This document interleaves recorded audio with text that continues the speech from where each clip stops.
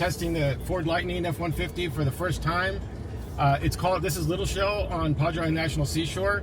It's called Little Shell because I don't know if you can tell on the beach, but there are lots of little fragments of shell due to converging sea currents, and then those just getting broken into small pieces and collect here on the beach. And as a result, it can be pretty tough to drive through. So right now it feels pretty good. I'm getting up to this point, I'm getting 1.7 miles per kilowatt hour.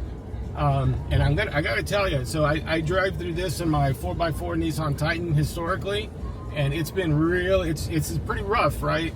I don't know if you can tell from the video, but there's some pretty deep sand, some pretty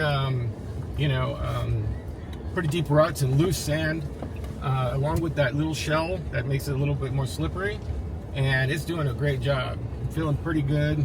I'm not getting as beat up, I would say, as I would in my my 4x4 Titan.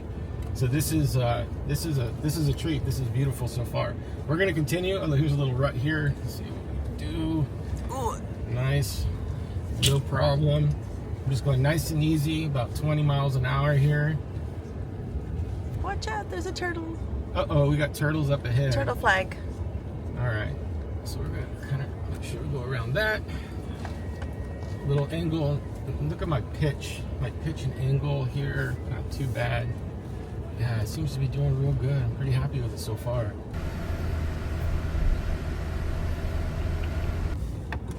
Okay, it's riding right here on the edge. I think he stopped. Did he stop? No, he's right here on my left. Oh. Yeah, you gotta keep going. I don't want to stop here in a little shop. He's riding the surf. I kind of feel it. I can feel it rubbing on the bottom a little bit. All right. Beautiful, beautiful, beautiful. And look at that blue water. You see how the blue water is coming? Oh, here we're approaching the 20. Perfect. You see how the blue water is coming closer? Here, let's just pause here for a minute. After that last stint, I'm down to 1.3 miles per kilowatt hour. That took a little toll on my mileage. Make sure everything's okay. Everything looks good on my end. Oh, look at the birdies. The birdies. Yeah, here on North Padre Island National Seashore, the northbound traffic always gets the right of way.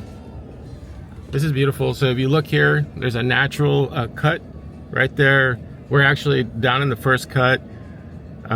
This first cut's pretty good, pretty deep, right? For first cuts given, they could be 6-7 feet. There are points on here that that get where I can't touch, and I'm 6 foot. So this actually at the 20 mile marker, you can see it here. The 20 mile marker is where I've had one of my best fishing days ever.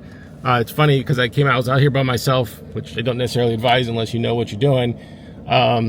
And I caught 4 redfish in 2 hours, and I was really excited about that. The redfish there were 3 slots and 1 oversized, so I was good for the day. I had my bag limit for the day, and then I had a 5-gallon tank, a 5-gallon water thing that I tied my tarp to. It got blown over, and all my water spilled out, and I was like, all right, that's my enough. Trip's over. And but it was still a wonderful, successful fishing trip.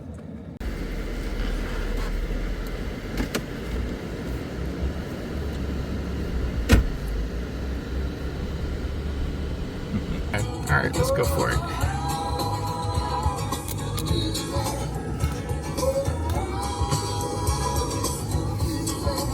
Not too bad. Yeah, so you can see over here to the left how that shelf kind of drops off just straight into the water. So you want to be careful when you're driving out here. I made a video several years ago that was actually posted on the NPS, the National Park Service website for a while, talking about Padre Island National Seashore, how to drive it, how to prepare for it. You see that little drop there, and it's nice, it's beautiful. Another thing I've kind of learned through the years is I have a little extra cushion on my seat that helps kind of cushion the the bumps and stuff. And look at that beautiful shell. People enjoying it. Bronco out here just enjoying it. Little shell. So okay, look, I don't know if you can see it on the video, but you'll notice these shells are getting a little bigger. After little shell, which is the roughest part of the beach to get to, it opens up into what's referred to as big shell. And big shell is a lot flatter beach, and it is, as the name suggests, bigger shells. Now, I don't know if you can tell. Let's see, look. There's a cut right here. It drops down. You can't really see it there. Sorry, y'all.